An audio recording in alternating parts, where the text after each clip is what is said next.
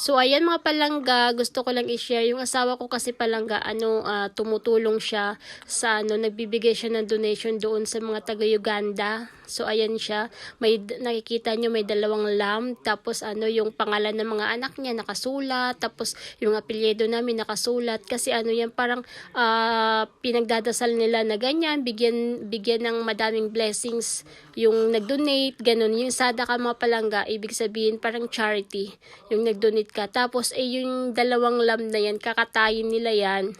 Tapos ipamimigay dyan sa mga residente. Sa mga residente nila ganun. Actually, 2 beses na to nagbigay yung asawa ko. Yung una nagbigay siya. Tapos ngayon nagbigay na naman siya. O diba, parang nakaka-proud lang ang ng puso niya. Kasi maawain talaga siya mga palangga. Naawain siya, lalo niya nakikita niya yung mga bata na wala makain, na naiiyak talaga siya.